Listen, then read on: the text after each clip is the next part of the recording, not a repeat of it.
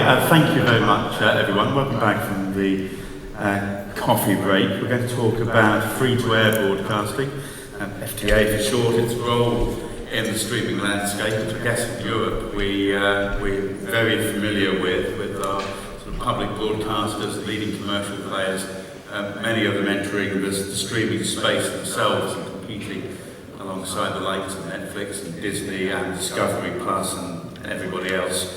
We'll be talking about how the free-to-air broadcasters can increase their share of digital viewing time, and you might argue how they can keep it the same, how perhaps to grow a broadcast VOD service in practice in the UK. The last few months, ITVX has been launched, which is something of a transformation from its predecessor, the ITV Hub. Difficult, they seem to get through names of alarming regularity, and also looking at what maybe free-to-air would look like in a world of streaming apps. So let me introduce everybody to you. Jan Jack is the Chief Revenue Officer of CME. Thank you very much for joining us. Alongside him, I'm trying to match up the pictures here. You see, it's Gregor Lavrov, of course, from Warner Brothers Discovery. We also have Dan Mayer, who is Sales Manager for Media Genex. Alongside him from NRK Norway, Bjarne Andre Nikolust, Head of Distribution there. And finally, next to me, the other Jan is Jan Maxer, who's the Director of Content Development and New Media at Czech Television. Gently introduce everybody. Jan, I'll start with you, sure, but Jan at either end, actually, I think, haven't we? So I'll start with the Jan nearest to me. In terms of the development of the new media sector at Czech Television, I guess I'm thinking particularly streaming services. What's any in the audience will know, but those outside the Czech Republic possibly won't. What's available to the viewer? Well, for quite some time, over more than 15 years, our archive is available online. For also quite a long time, we also basically have the live stream, first of the content which was broadcast by the linear channels. Recently, we kind of ventured to the edge of the law and offer also some streams of content which we are not broadcasting on TV. Don't tell our legal advice. Well, it's an interesting one. I remember I had a conversation with a German broadcaster a few months ago who told me that they had to show some programs in the middle of the night in order to legally comply with getting them onto the streaming service. Welcome to the club. It's the same here. But it's still much better than in Austria, where they can't really provide any VOD service. Yes. The is very limited, so we're quite lucky. And and since a few years ago, we've been experimenting in something that NRK has been doing for much longer, which is web-only content, and we went to it very, seriously, full speed in December 21. So we're now having quite offering of also web-only along the. How deep is the archive? How does it? Is it presumably it's a cross section? Is it? Can I find episodes of The Mole? That's basically what I'm after to know. Czech TV and its predecessor, Czechoslovak TV, is celebrating 70 years of existence this year, actually a few days ago. So the archive is as deep as the license agreements, which we can find in the various archives allow us. I know they used to be invitation. Yeah, they used to be one of the Actors Union Equity in the UK, and it's something like anything which comes from prior to 1978. You have to check with the agent of every single actor in the play in order to allow it to be shown. I don't know what lawyers today would think of drafting something like that. Our license department has a nickname for these cases. It's called the Old Geezers List. Yes, I can imagine that. Bjarne, what's the story at NRK? I think you've had a streaming service for some time. Yes, we have been doing the services for almost almost 20 years now. Started very early. We were talking very much with the BBC when they started up their iPlayer venture, and gained a lot of insights from them. Are on every platform basically, been also on set-top boxes and operators networks also for many years, which also have been successful in trying to transform kind of the little bit older audience into the new space of streaming and OTT applications. We also have our archive. I think there's about 160, 170,000 titles available. But that's a problem also, there's so much, so it's difficult to actually show it all. Like the navigation you were talking about earlier. You know, discovery is one of the biggest issues and topics that we are talking about. Of course, now also using more personalized algorithms to try to drag some of that content up for the end user. Very early yet, but we see that it works better and better, so we can utilize more of our archives. Also been airing more and more content on OTT platforms before on television, which is pretty new for us and for all of us, but it also gives you a little bit edge. Also doing more bench viewing. Not all of the new programs and drama series are available, but some of them we use to gain some more traction in the market, so people can binge more and more content also in the NRK. Trying to hold our brand strong. We started early, I think that was important, so we are kind of up there with Netflix now, 15 to 20% daily reach on our OTT service.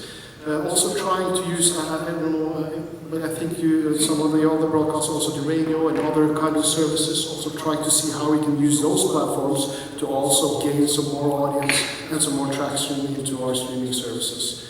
So yeah, it's a little bit. And the rights, of course, always an issue. An issue for don't get us started. Whole conference on it. It's a little bit better now than 10 years ago, but still. Dan, what technologies do you have to help make these guys' lives a little bit easier? Yeah, good question. I mean, our technology is really focused on supporting our clients with the both strategic as well as the operational side of the business. And what that really means is we're trying to provide a bit more visibility, a bit more parity, a bit more operational support into both linear and on-demand services. You know, Mediagenics, we've been around for over 30 years now, so actually we've seen the transition from smaller clients in the early 90s with just single linear channels right up to where we find ourselves today, and now there are so many options. We're getting those basics right, and then having visibility, creating productivity within the workflows is what we really aim to do. And you touched on a couple of points just now between the two of you, know, having that library of catalog of content, actually having visibility into that is the first step. Then managing the complex rights, which both of you have touched on, and then the metadata, and then the scheduling of that across multiple platforms, potentially multiple territories, and different business models. That's really, really complex, and our tools try to take the complexity out of that to give you the options to then do what you want. You have some, I think I remember downloading the NRK app onto my Apple box, which is fine. You know, I can watch the news and weather in Norwegian, which can't really follow other than the pictures, I'm afraid. But then, of course, they would have brought in the occasional, as a public broadcaster, probably not too many, but the occasional film, the occasional US series, and of course they absolutely have to be blocked, don't they? Yeah, exactly. And managing that efficiently is a challenge, and that's what we're there to do to help support. Okay. Gregory, what are we doing at your group within the centrally? Because of this, you have to explain to what it covers, following out that Warner Brothers and Discovery are one entity. Yeah, I thought that I probably need. I owe the audience some explanation because it may be not obvious from my title why what I have to do with free-to-air. So as a part of my remit, I run two free-to-air channels in Turkey, DMAX and TLC, which are part of wider Warner Brothers Discovery portfolio. And if we talk about the streaming in free-to-air proposition, I think that the global proposition of the company is very well known. So we currently have several streaming products internationally, and the key of them are HBO Max, which is also present in Central Europe, and Discovery Plus. As I think we announced as a company a while ago that we are going to combine this into Max, starting from the launch in the US in May.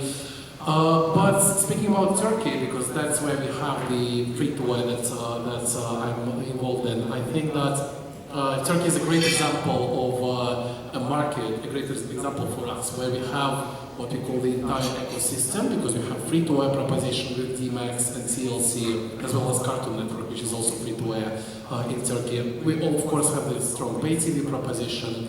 As a part of our free-to-air strategy, we also have AVOD and we have SVOD, because we are one of the owners of Blue TV, which is a local streamer, and also a part of Blue TV is Discovery Plus, which is not existing as a separate kind of owned and operated platform, but is a part of the another streamer. So it's kind of. So to be clear, do your free-to-air channels in Turkey, are they part of Discovery Plus now, or are there plans to include them, if only just as their own branded area, say? Well, they are a part of Blue TV, because Blue TV as a streamer has SVOD proposition, but it also has linear proposition. Okay. And our channels, of course, are a part of that. Yeah. Already getting lost in branding here. We might come to that aspect a little later on. Jan, first of all, though, to give us the CME proposition. I guess might vary from market to market a little bit. Yeah, CME, we cover 6 markets, apart from the Czech Republic, it's also Slovakia, Slovenia, Croatia, Bulgaria, Romania. In each of these markets we have not only the broadcast, but we also have a catch-up service, and we also have, in some markets already, SVOD service. The way to our current structure that we have in, for example, in the Czech Republic, it's been a lengthy one. I'd say it goes back something like 15 years when Vojo was launched. At the time, it was a traditional catch-up service financed through advertising, so what we today call AVOD service. At some point in time, in the early, I think it was 2012, 2013, we put the Vojo service as such behind a paywall, and we launched an AVOD service that's in terms of branding closely linked to the local broadcaster in Czech, which is TV Nova, and that was the status quo. That's been the status quo ever since. But there was a decision taken some 3-4 years ago that we would really invest heavily into the SVOD service, and that's when the service actually really started taking off significantly. And then we started realizing what are the benefits of synergies between broadcast and VOD service on the content side, on monetization side, and you name it. Okay, thank you. Let's take a look maybe at some of the things which are at stake for the free-to-air broadcasters in this latest transition of the TV industry. I know some of my notes refer to digital, but I kind of almost feel, you say the new digital, really, don't really need to say. But beyond that, how important was it for you to be, and there's some spare microphones down here if anybody else needs another one. Beyond that, how important was it for you to be early in doing this? I think it was very important. I know that different broadcasters, especially public broadcasters through Europe, entered the market at different times, and I think that we see that those that started early playing with this basically gained a lot of insights and also gained traction very fast in the market. So when Netflix and the other streaming services came, we were already there with good services. So I think that's. So your local competitors, I don't expect you to speak for them, but how were you ahead of in terms of there's TV2, isn't there? Another big quasi-commercial station, probably more commercial these days, and what's now Viaplay as well, would have been in the market. I think TV2 was also early, so they were also very good, and Viaplay and then MTG or those channels were also early, and you see that now that they are pretty well established in the Nordic countries. I think that's because they were a little bit early into the market. Does the presence of digital, on-demand, NRK, did that change your perception with the public? I think particularly of the younger demographic, but really across all age ranges. Yes, absolutely. We see the younger generation has seen it for a long time. They like to do things on demand and when they want it and where they want it. And if you have the right content in combination with that functionality, you are better to reach them basically. So you need it all. So I think that's absolutely important that you can have those kind of services if you want to reach that demographic. That's for sure. Dan, in terms of the broadcasters being able to maintain their relevance, which I think is well, I guess everybody wants to do that really, but the audience we know is changing, and pulling in the younger demographic or countering the fact that people might go to a comedy series on demand rather than watching the main evening news. How do we tackle things like that? I think getting yourself set up is the first thing.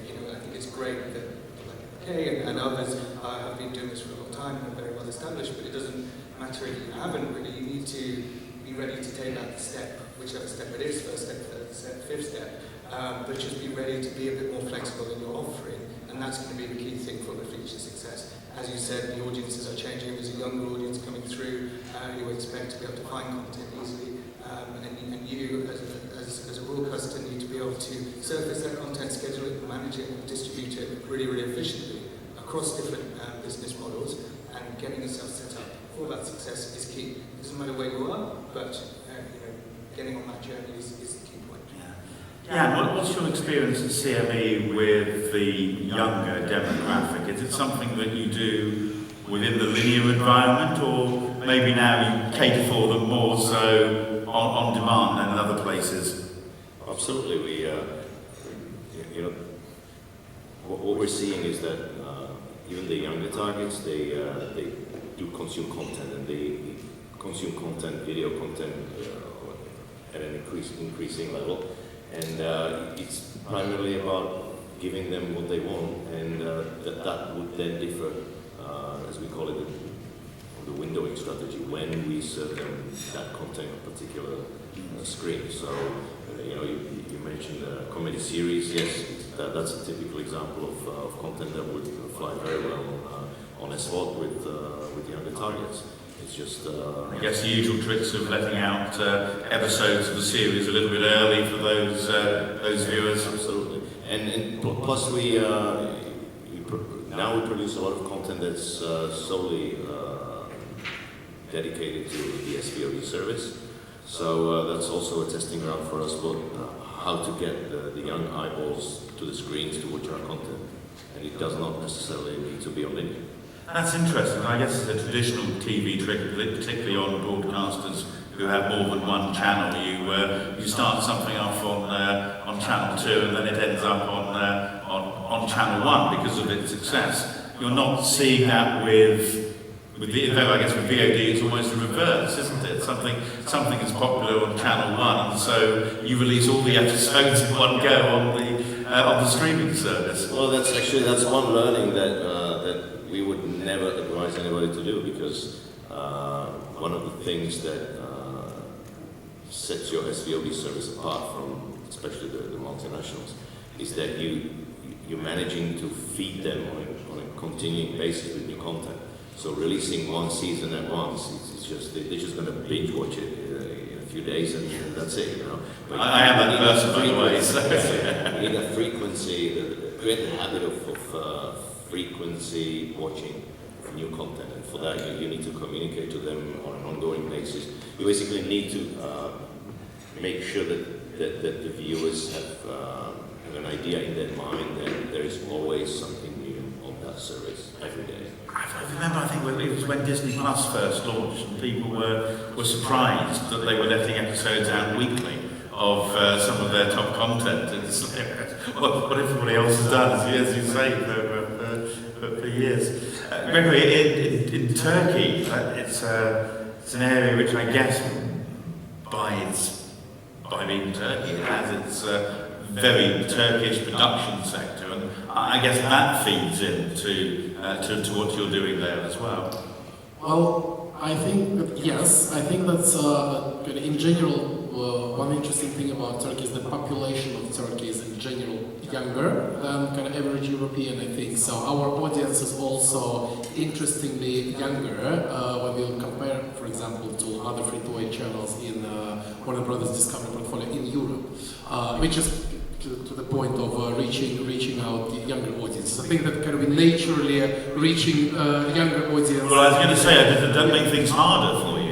Well, yeah, but I think that's, for us, 2 points I would like to mention. So first of all, regarding the Turkish productions, yes, and that's basically one of our biggest challenges, because there are so many different free-to-air broadcasters and production companies and streaming services that are churning out a lot of really good quality local productions. So of course it's battle every day in terms of linear ratings as well as streaming previews. However, I think that our strategy is that we do not try to kind of battle with them directly. So we know that there is audience that wants something else and something different, and there's quite a lot of people who want that, and these people are our audience. So sometimes people do not want to watch another Turkish drama, they want to watch something international and something of a different flavor, and that's when they come to us. And as I said, there's quite a lot of these people. And speaking about free-to-air and streaming, I think that what we learned last couple of years is that the head of HBO, Casey Bloys, once said a phrase that I really love: "A good show is a good show is a good show." So we really have experience when a show is really strong and good. We can premiere it on Discovery Plus.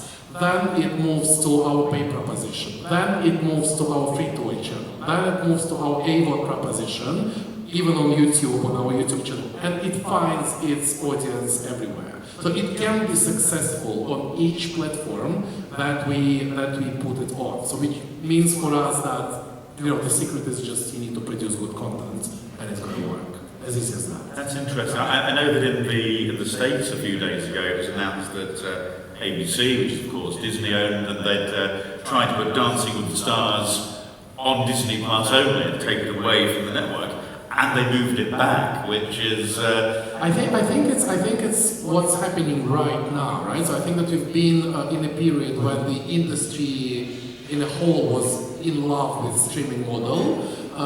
Maybe a bit too much, right? So now I think that everything is being reconsidered. So do we need to have that much exclusive content on streaming services? Can we do the more of a windowing strategy? Do we need to really lock everything on streaming? And did you think, it's an interesting point you're making here, do you think that we almost need to, obviously if you're the person who's got the redundancy notice, many of these streamers will feel a bit rubbish about it. However, do we need to look beyond that and maybe question the original business models that are now being shifted maybe to something a bit more realistic for both the medium term anyway and of course the economic circumstances in which we all find ourselves in? But that's exactly what's happening now, I think, right? So we're a little bit moving back to basics. I think that it's quite clear now that probably in order to properly monetize content and in order to run a properly successful media business, you need to find your audience where it is, and it can be different places, and make sure that you have a proper windowing strategy so that your content can go kind of through all these windows through different ways, and even may land on another platform, on the partner's platform through a licensing deal, thus actually maximizing the audience, maximizing the eyeballs, and also maximizing the revenues and profits for us, for the media business. Yeah, and I guess funding is an issue at any time, particularly when you're a public broadcaster, because the BBC has found the government can turn the screws from time to time. Do you find yourselves under financial pressures from having to do all these new things and at the same time having to carry on and serve existing audiences? Well, certainly in the case of Czech TV, it's been a challenge because our license fee is fixed by law as a nominal sum, and there is no mechanism to increase it by inflation or anything. Politicians, the parliament has to agree to increase it, which makes it almost impossible. So the result is that since 2008, we have the same license fee. And also the law says it's based on the ownership of a TV set. which is also a little bit outdated now. So you'd like to have it, I don't know, if somebody's watching TV on one of these and doesn't have a set, you want that to be included. That's exactly the case. Now, even the politicians are saying that this is not probably anymore a good idea to have the law like this, but they haven't quite agreed yet to change it. And it's a physical license fee which people pay to, Yes. I guess, ultimately it comes to you. Okay. We collect directly. So, yeah. I mean, so far we managed to even extend our service, both linear and digital, significantly with this decreasing amount of money, but I think we are at the edge, we are at the limit of what we can do with the money we get, and unless it's increased. And does that mean you're having to cut other services as a result? We've been saying it for some time that the next year it will come. We've always managed to find some savings or additional resources, but I think the time is really behind. Do you think the days of the license fee as such are numbered? And it's dangerous to say that it comes out of general taxation because obviously, you're under enough pressure from the government as it is, perhaps without adding something else in, like an annual grant. There doesn't seem to be, a significant movement in Europe away from the license fee in the countries where it is, although obviously the financing of public broadcasters and even the existence of the public broadcasters is being questioned all around Europe. We believe that the license fee is the most independent, preserving way of giving public broadcasters the money, so we believe that it is the best way, but obviously we will use whatever the politicians decide to give us. There was an Ireland a few months ago, I know when it was last July when I was in Ireland for a few weeks, and they had a report onto the future of the licence fee there, and the government accepted 49 of the 50 points that the committee had made, and of course the 50th one was the scrapping of the licence fee, which the government decided shouldn't happen, which was an interesting move. Can I add something? Yeah, please do. Because this is important, especially for the public broadcasters. And I think the most important thing for the public broadcasters is that we stay relevant. Yeah. If it's over the taxes or if it's a license, it doesn't matter. If you're not relevant in your market, the politician will say that people are not using it, they're not watching it. We will cut you down. And I guess the public broadcast, not just viewers, it is relevancy as opposed to audience, although obviously audience helps, of course. Absolutely, and you need the audience on top of, because you can be as relevant as you want on the other parts, but if you don't reach people with it, it doesn't matter. And I think one of the biggest challenges we have is that we are traditional broadcasters. You said it, John, and we also have to play in the new space where the big competition is. We have to do both. With the money we have. And that's the biggest challenge, I think, some of the traditional, or all of the traditional broadcasters are, especially the public one, because we have to take care of the traditional part. And this relevancy in terms of streaming services, does that mean that over time more and more of the Norwegian krona that you receive ends up being put into the streaming services? Not necessarily at the expense of linear services, because obviously the audience would be moving as well. Yes. And as the head of distribution, I have an expensive DTT network, I have a radio DAB network, I also have the CDN agreements on streaming also. Now trying to move actually some of that money from the traditional side, because DTT in Norway is falling very rapidly. Not many are using it, we got fiber and a lot of other services. Trying to move that over to the more modern side where actually people are, and we're trying to reach it. It's very difficult, but we have to be just as good as the international players in this market. If people are going to use us, we have to have the same bells and whistles on our application.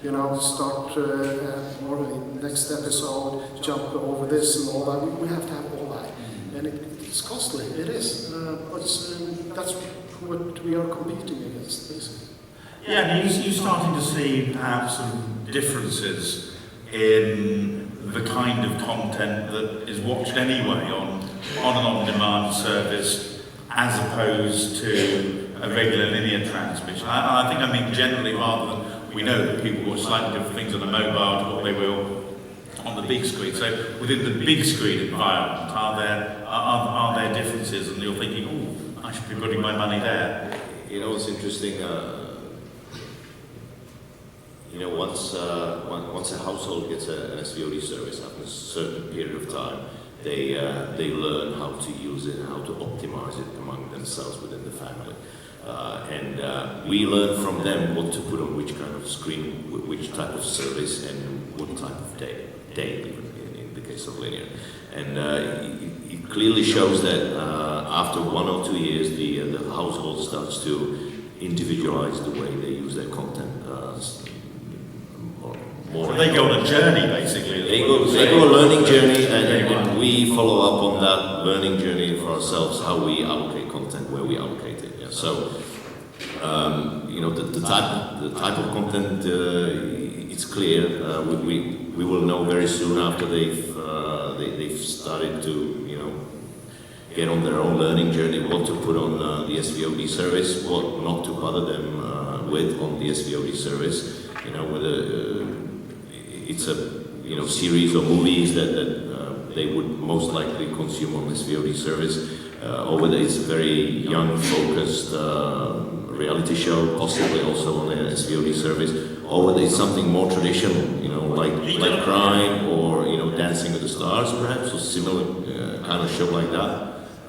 You know, something less young. Maybe on the linear service, and they just tell us what they want to watch when. So people are almost doing their own counter-scheduling, if you like. Yeah. They see one show is on the main channel, they like the channel, they don't particularly like one show at a particular moment, so they see something else on the channel that they like instead. Absolutely. Interesting. In Turkey, Gregor, I gather that SVOD isn't necessarily taking off in the way it is in other markets.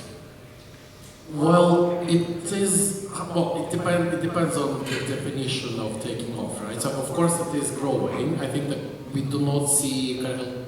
We cannot call it an explosion, right? So kind of there is a certain steady growth. However, I would say that more traditional media is still very strong in Turkey. So yes, we do see, for example, the decline in the put levels, people using television in general, but it started relatively late compared to many other markets. And yeah, I think that when we look at it from the free-to-air lens perspective, I think that we do not see actually SVOD as our competitor and threat, also because we have a kind of foot in that space. But what we see is that YouTube and free kind of free streaming, that may be more of a threat. Also taking into account that the current economic situation in Turkey is not the best in the history, I think. So that's why the purchase power of the population is limited. So people want to watch and they watch more content, but not everyone is necessarily ready to pay for that. So that's why kind of it's also helping free-to-air and free video like YouTube, for example, keep their share because you know, paid options may be not really accessible for a lot of people.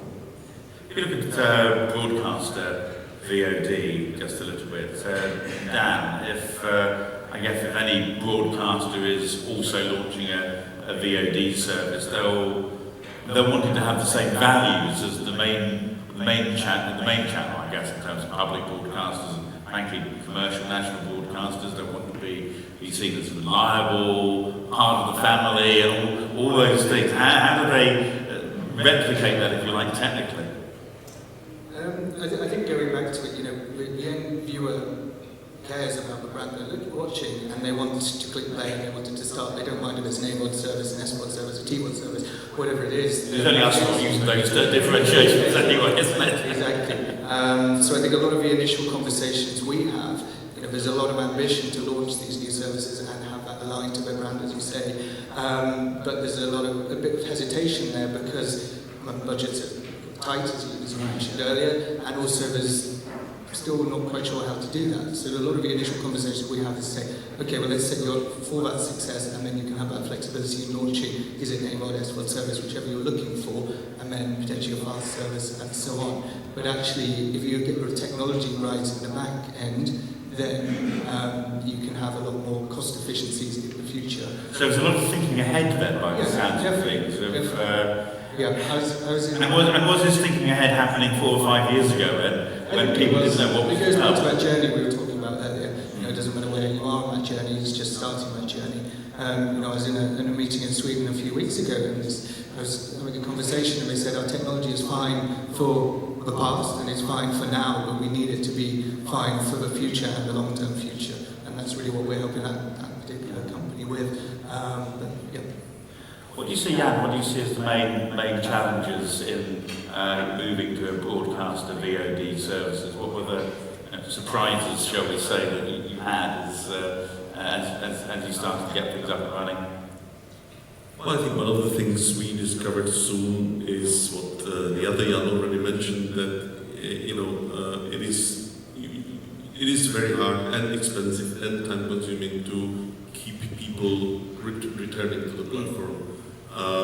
For us, because we really at the moment the web-only content on our video player, we see really as serving the long tail rather than the big mainstream audience. Right. But still the linear channels. So it's still very much supplemental, is that what you're saying? Well, I would call it supplemental because it's really key for the lost age group between say 15 and 25 who doesn't really watch linear TV almost at all. So that's our way how to keep them interested in Czech TV as a brand and as to stay relevant really. But we soon realized that with our means of marketing and launching continuously, we have to rely on binge. And we don't really mind that they consume it quickly because our goal is that they consume it, not that they really necessarily stay there every day or every week or whatever. I don't know. Another thing probably was the realization that our content, although it's obviously we can't compete with the budgets of big international streamers, but it is local, it's specific. We have a good access to talent. We have a track records in producing local content, and it is actually interesting for both local and foreign streamers. So again, it's local wins, is it? Yeah. So we didn't realize that is an opportunity in that space, and now we're working quite hard on it because at the end of the day, if the content keeps our brand and we can keep it on our AVOD service, if it's shown somewhere else, if we get additional money for it, which we can then put back into producing more, that's a way of staying relevant. So what I'm really saying is we realized that it's not really, we're not really competing against everybody. We're more like, the aim is staying relevant for the local audience who are our licensed players. Fiona, my friends at BVOD in Stockholm tell me that the Norwegians spend more money on subscription television than any other Nordic country. So how do you convince them once they've paid their, I think, 600 krona or whatever it is, how do you then convince them to keep watching in arcade? Now the times have changed, so I think free-to-air and free television is going to really be popular again. But it's about staying relevant, absolutely. And the challenges, as Jan said, is having enough good content to get out there, to get the users to coming back. And what we see now, we try to actually reprogram our streaming service now more than we program our linear television channels. We try to see, okay, how can we line up these productions out for the year, more and more that kind of thinking than earlier. The other thing as a public broadcaster that we saw was a kind of a challenge was that we use lead-in effects that you do in linear television to drag people from something popular, something fun, to something important. That's kind of the public broadcaster remit. And how do we do that in a VOD kind of way? And that's where we've been working on this public service algorithm and using actually algorithms to try to, okay, you see this fun program, here's a documentary about the same thing. And that's a challenge that we have. How do we actually be a public broadcaster in a pick and choose kind of environment? So that's something we worked very, very much on. We're not after all the eyeballs on one show. We have a lot of content that we want to people to see as part of our mission. So that's just also important. If I just may add, because I think that's an important thing, is the same as when you said, enabling discovery. I think that's one of the key things, functions of a public broadcaster. Another is that we should, unlike commercial operators, we should really aim to avoid facilitating the creation of content bubbles. We should try to broaden the experience rather than narrow it down where the most eyeballs are. I think that's what differentiates public broadcasters and their services from the commercial ones. Do you see, I just wonder, Leona, Mike can put this to others actually as well, do you see a point where actually you will only have one linear channel because so much of the remainder of your content is streamed and that is where the audiences are? You wouldn't keep anything going without an audience. That's a very good question. I will say yes to that here and now. Then the question is when. But absolutely, that's an idea. Still, linear live is very important. It's still very much watched. And I think also when launching, it's not a VOD service we have, it's a television service because we have all the linear channels also available in the service. And we see that 25 to 30% of time spent in our application, OTT-wise, is actually on linear viewing. So, and we put up extra event channels and so on, and I think we'll see more of that we kind of take out the channel kind of expression and melt it all together. It's all TV. That's why our application, our service is called NRK TV, because it's the future television. You've got everything at once, and you can kind of desk it up.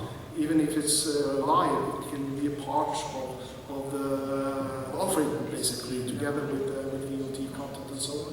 And we see typical shows like, of course, Dancing with Stars, sports, things that happening now. People want to see that together. It's very live-ish. The big beasts, yes. if you like. So it depends on what kind of content that works on linear channels and what works on VOD. It's very depends on what kind of content it is. Presumably, yes. So go on quickly. Then I'll finish into this. I think one shouldn't forget that actually we might see not less but more linear channels, because a linear program or linear channel, linear schedule, actually helps people to find their way in the vast space of online content. I guess fast channels in their own way are kind of counterintuitive to all of this, aren't they? It's an interesting one. I can quickly follow up just on what Jan and Björn said about how to keep the viewers actually on your service. We're a commercial service, obviously, so it's slightly something different. And the learning journey that we've encountered with our subscribers is clearly that one of that they're ready to switch off. If they feel there's not going to be nothing new, interesting in the horizon of 2-3 weeks, they'll just switch off. So the loyalty is very low, and then we get to the younger targets who supposedly should be the predominant targets on the SVOD service. Their loyalty is even lower than the average, obviously. So feeding them with locally relevant content and feeding them with it on a continuing basis, like several days in a week, something new and fresh, is the way to keep them on. Otherwise, they'll just switch off. Can I also quickly comment on the Björn's point about the viewership of linear on OTT, because I think it's an important one, because we always, not always, but we often tend to have this dichotomy between linear and streaming, while actually a lot of people on streaming platforms watch linear television, which may sound surprising. As we have a very robust pay TV business, we also kind of work with pay TV operators, and we receive reports from them, not from all of them, but sometimes we do, about how our products and our content is viewed on different platforms. And it's not rare that we can see that linear channels are actually watched a lot, kind of more than we would expect.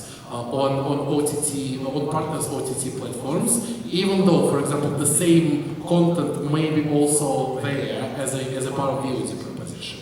So it seems that people who go to OTT platforms, many of them still watch linear, which is maybe a bit counterintuitive, but it's really facts.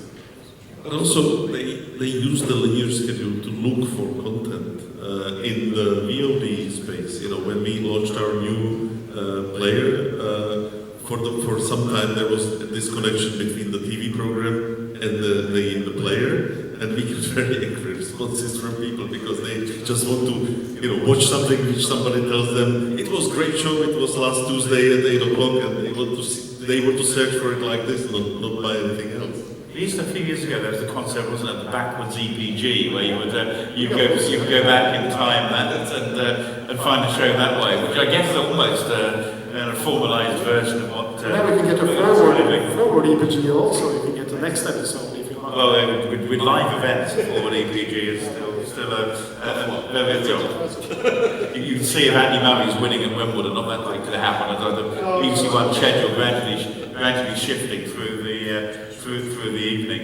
But I guess, for live events, there will be people who watch on a streaming service because the channels are there as part of the general environment, which makes me wonder if I would ask you about cannibalization, but actually I guess your job is to grow or maintain your share against all these other entrants if they're watching your streaming service. And I guess you don't particularly mind as long as you've got the viewer that's watching linear stream. What's it matter? The cannibalization is there. It's there primarily on specific kinds of content, but overall the VOD service adds consumption, and it adds consumption to such an extent that the overall consumption is greater. So it's more about how you optimize the cost of the content across all the platforms and how much money you can generate from it. So cannibalization as such is not an issue. It's providing that flexibility which the audience wants. What it comes down to. Looking maybe a little bit towards the future, what role does analytics play in making sure that the move towards streaming, if indeed that path continues, that it works out? Yeah, we'll start on that. Huge. Simple as that. What else to say? I don't know. You're probably. It's all data driven. It's linear is compared to linear. The new digital is just totally data driven. Everything's data. You get so much information. You just have to learn how to work with it. But you have to. Otherwise, you're wasting money and you're wasting resources. I guess so. Gregory, do you agree on that? Yeah, absolutely. I think that's what absolutely will be needed. And the only issue we may be experiencing right now is that, ideally, of course, we would like to have unified measurement system that would show us which person watched our content there. Because now we are still looking at several different sets of data, because we have linear ratings, we have our digital data on the website, we have our YouTube stats, we have our Facebook stats, and so they are all important for us because we monetize every single piece, every single platform in Turkey, with some of them of course are better than others, but that's I think the key challenge that the industry has in terms of measurement. So how do we make these several data sets one, so that we can know? Now we do not know. One person may watch one show of ours on linear, then on Facebook, then something on YouTube, but we do not necessarily know that it was the same person. It would be very precious for us if we could learn about it on a systematic basis. How about the operating systems, the look and feel of what the viewers see? Is it presumably it's important to obviously people recognise the NRK logo with colour schemes as well, and absolutely, and it also shifts colour now depending on what kind of category or what kind of program you're actually clicking on. I'm not sure that's the most important thing, but it has to be nice. find it has to be a little way bit eye candy. Apple and others are in this market and they're very good at it. They have to be swift. But we also they have to recognize the NRK application on every platform. It's important, so they get the same kind of image and kind of recognition all over, because we are on many platforms. it's a fragmented world there. So they have to recognize this is NRK content, this is actually content I paid for. So that's really important, both branding and also how the GUI actually looks. And it has to be, of course, as I said, how all the functionalities that. And presumably you do things, burning logos on the screen and that sort of thing. Yes, we do all that. You do that anyway? Is it all on linear channels in Norway? The logo constantly there? Yeah, we got the logo, the bug, of course, and now we have these ins and outs that like HBO and Netflix also has, so people can recognize the companies from NRK. Yeah, what does it look like for you? The beauty of working with new digital is that you can fine-tune the user interface, the user experience by testing. That's hard to do with normal TV, but with digital TV you can track the eyeballs, you can track the clicks, you can track everything, and again it's data-driven design of the user experience, which once you follow it. Always make a mistake, but you can certainly minimize the blind alleys. And again, about the data, just to comment on that, how important that is, and it's going to be, is like I said, if we're going to do a public broadcasting program, we have to know the user, and we can also serve them, the content that we want to serve them within our mission. So there's the data again. And we also are trying now more and more to pull our user back to our own platforms, because we're working along with operators and distributors, and they kind of want to mesh up our content. We say, no, you can have our application, you can run in your apps, and it does. And that's kind of part of taking the customers back to our platform, so we can use that data to actually give them a better experience and also fulfill our mission as a public broadcaster. So it's very important. In the linear, old-fashioned way, that's important because we were just out there and doing leading effects to program. But in the new world, data, absolutely. We'll take a couple of audience questions if we have any. If not, I'll just continue the discussion with our panel for the remaining 6 or 7 minutes. I guess we probably have this. Do we have anybody who wants to ask any? Lady in the front, you can say who you are and if there's anyone in particular you're addressing a question to. You can start, if not just chat. Sarah from Petrock. I wanted to talk about watching linear TV on the experience on OTT versus broadcast. So we understand that the audiences on OTT are younger, they are volatile, so you need to win them with good content. But what about the user experience? How do you make it specific to OTT? And what is your vision later to enhance it, to retain those young users on OTT? Who wants to take that? I'll take it very briefly. The UX, user experience, is one of the key components of loyalty. You want to make sure that the viewers will find what they want, will find it easily and in a predictable way, because they don't want to relearn everything every time they go on. And that's something that we would optimize from the data that we get based on the design we have. We would optimize it and then go ahead with it and make sure any changes if necessary.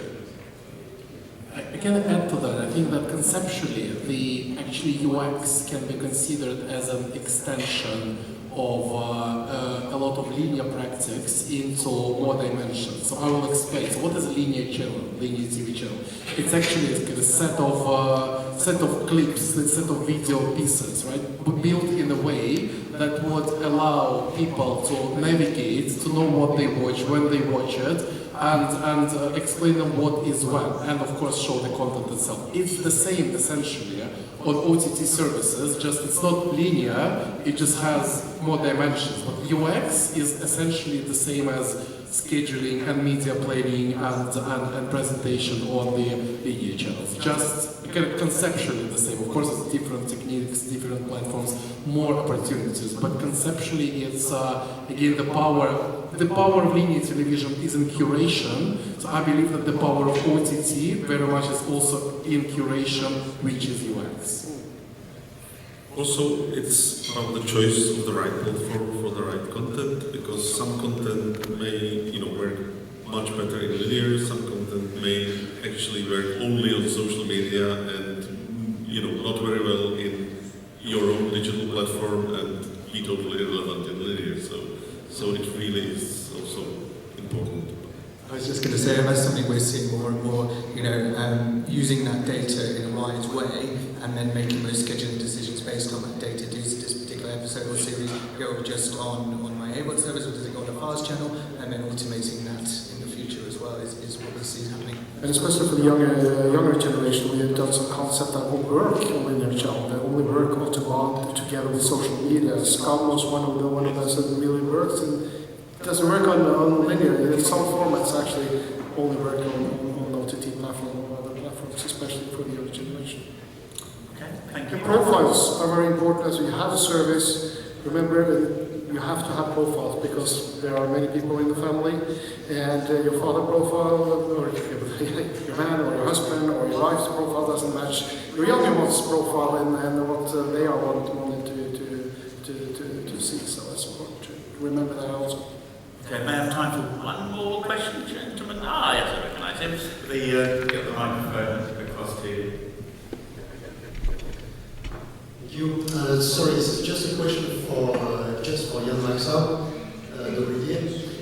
because you were just saying that young people between 15 and 14, between 14 and 25 years old don't watch linear TV, but I see here that your own original production, Volha, in April, actually made a big success, even in the young adult target. And so I was curious about, so we have the ratings of television, but about your digital platforms, how did it work? Did you see any difference with that, with young adult targets regarding this precisely?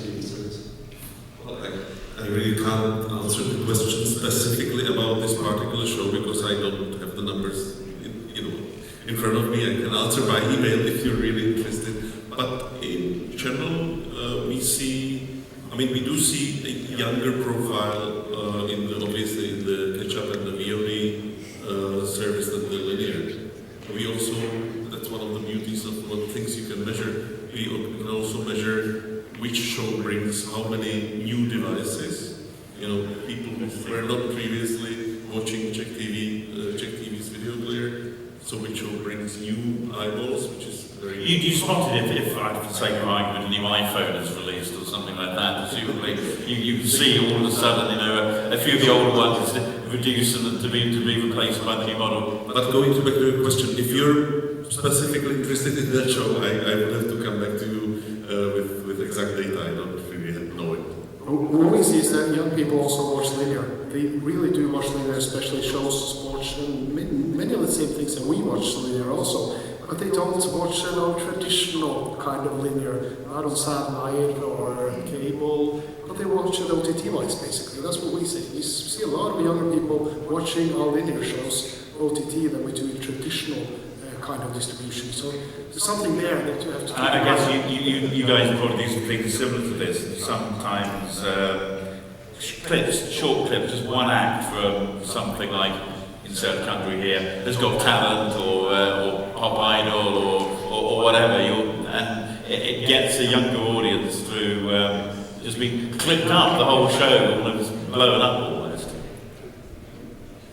I think that, if we kind of think about it, Netflix has been around for more than 10 years, right? And even in the US, linear television hasn't died, right? Yes, it is declining, but it's still around, and it's kind of still a very healthy business for all the players. So if streaming was so much better proposition than linear, 10 years, 10 plus years would be enough for everyone to switch off and kind of just have a SVOD subscription, which means that there's still something in linear which has value for viewers. What it is, we can debate. There are many, there's a lot of options actually, but I think that there is something there, and so that's I think the point. So.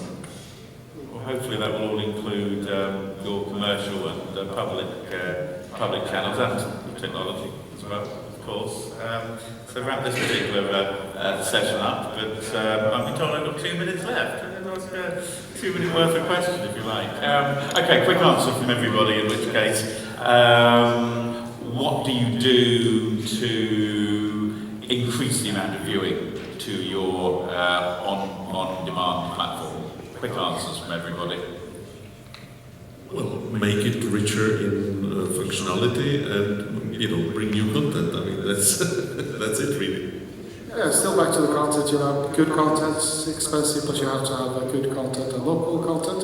And also, like I said, if you have other services, try to drag your audience from one platform to another and make them engage in more than just one. I'd say experiment in new offerings, experiment in fast channels, experiment in all these things. Obviously, you need the right technology to do that, but experimenting is the key. Yeah, I think for us, producing and distributing great content, improving the experience all the time, and smart marketing via social media, so that we're spreading the word about the content for the audience. Yeah, I'll just follow up on that in an easier way. We just put new content, we experiment with it, and we bombard it with hundreds and hundreds of GRPs in marketing. What's your name? Okay, well, thank you all very much for coming along this afternoon. Thank you.